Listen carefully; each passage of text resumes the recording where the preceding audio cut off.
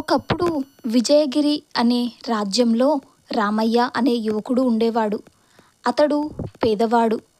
చిన్నప్పుడే తల్లిదండ్రులను కోల్పోయి ఒంటరిగా పెరిగాడు. ఆకలి, కష్టాలు, అవమానాలు అతని జీవితంలో నిత్యమయ్యాయి. రామయ్య మనస్సు మంచిదే, కానీ పరిస్థితులు అతన్ని తప్పుదోవ పట్టించాయి. పేదరికం మనిషిని పరీక్షిస్తుంది అంటారు కదా, అదే అతని విషయంలో నిజమైంది. ఒకరోజు ఆకలితో అలమటిస్తూ రామయ్య ఇలా అనుకున్నాడు: బ్రతకడం కోసం దొంగతనం చేయాల్సి వచ్చినా చేస్తాను, కానీ ఎవరికీ అన్యాయం చేయను అని. అలా అతడు దొంగ అయ్యాడు. కానీ అతడు విచిత్రమైన దొంగ. పేదవారి దగ్గర దొంగతనం చెయ్యడు. ఆశ్రమాలు, దేవాలయాలు తాకడు. ధనికుల వద్ద మాత్రమే తీసుకొని కొంత భాగం పేదలకు పంచేవాడు. అందుకే ప్రజలు అతన్ని నిజాయితీ దొంగ అని పిలిచేవారు. ఒక రాత్రి రాజభవనంలోకి చొరబడ్డాడు. అక్కడ బంగారం, వజ్రాలు, రత్నాలు, అపార ధనం. అతను ఒక పెట్టెను తెరిచాడు. అందులో 3 అమూల్యమైన వజ్రాలు ఉన్నాయి. రామయ్య ఒక్కసారిగా ఆలోచించాడు. నాకు అవసరం ఒక్కటే, 3 తీసుకోవడం ఆశ అని వజ్రం మాత్రమే తీసుకున్నాడు. మిగిలిన 2 అలాగే వదిలేశాడు. అతడు వెళ్ళిపోయాడు. ఉదయం రాజదర్బారులో కలకలం. కోశాధికారిని పిలిచారు. నిధులు సరిచూడు అని అన్నారు. కోశాధికారి వెళ్ళి చూసి ఆశ్చర్యపోయాడు. మహారాజా, 3 వజ్రాలలో 1 మాత్రమే పోయింది. రాజు ఆశ్చర్యపోయాడు.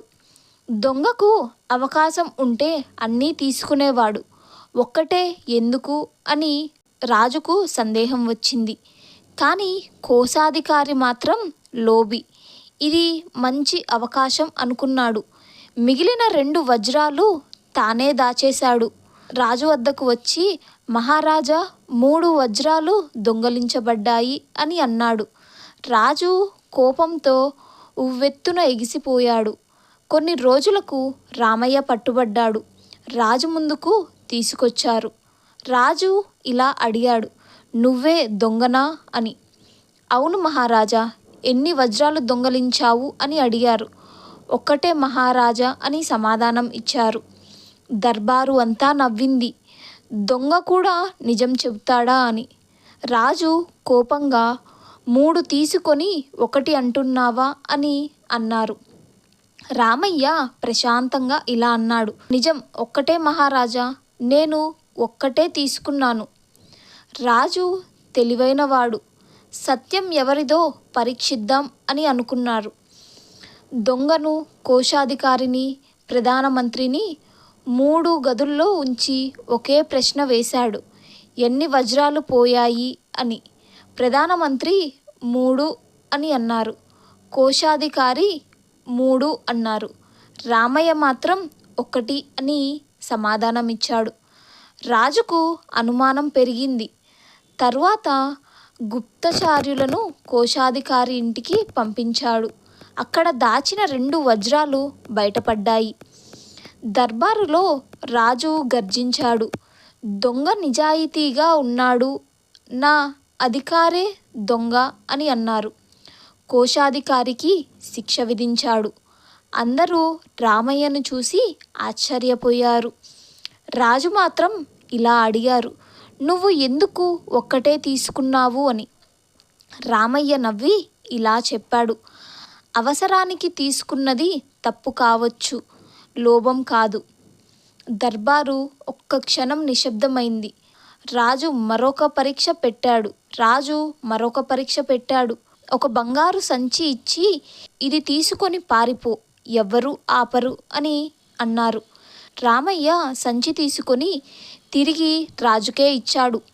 నాకు అవకాశం కావాలి మహారాజా, ధనం కాదు అని. రాజు కళ్ళల్లో ఆనంద బాష్పాలు. రాజు ఇలా ప్రకటించాడు: ఇప్పటి నుంచి రామయ్య రాజ్య ధర్మాధికారి అని. అందరూ షాక్ అయ్యారు. ఒక దొంగ మంత్రి అని.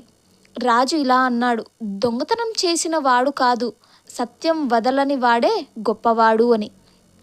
రామయ్య రాజ్యంలో న్యాయాన్ని స్థాపించాడు, పేదలకు సహాయం చేశాడు, అవినీతి అధికారులను శిక్షించాడు. రాజ్యం సుభిక్షంగా మారింది. ఏళ్ల తరువాత ఒక వ్యాపారి భారీ బంగారం రామయ్య ముందు పెట్టి అన్నాడు, ఇది తీసుకొని నాకు అన్యాయ తీర్పు ఇవ్వు అని. రామయ్య నవ్వాడు, నేను ఒకప్పుడు దొంగను, కానీ ధర్మాన్ని దొంగలించలేదు అని వ్యాపారిని జైలుకు పంపించాడు. మరణశయ్యపై రాజు రామయ్యను పిలిచాడు. నా తదనంతరం రాజ్యాన్ని నువ్వే నడుపు అని అన్నారు. రామయ్య ఇలా అన్నాడు, నిజాయితీ ఉన్న రాజ్యం ప్రజల చేతిలో ఉండాలి. అతను రాజ్యాన్ని ప్రజాసభకు అప్పగించాడు. అతని పేరు చరిత్రలో నిలిచింది, నిజాయితీ గల దొంగ అని. పేదరికం మనిషిని త్రప్పుదోవ పట్టించవచ్చు, కానీ నిజాయితీని కాపాడగలదు. తప్పు చేసిన వాడు మారితే మహానుభావుడవుతాడు. పదవి కాదు, సత్యమే మనిషిని గొప్పవాడిని చేస్తుంది. దొంగలలో కూడా ధర్మం ఉండొచ్చు, లోబిలో కాదు. నిజం చెప్పే దొంగ అబద్ధం చెప్పే రాజాధికారి కన్నా గొప్పవాడు. ఈ కథ మీకు నచ్చినట్లయితే తప్పక మన ఛానల్ని సబ్స్క్రైబ్ చేసుకోండి.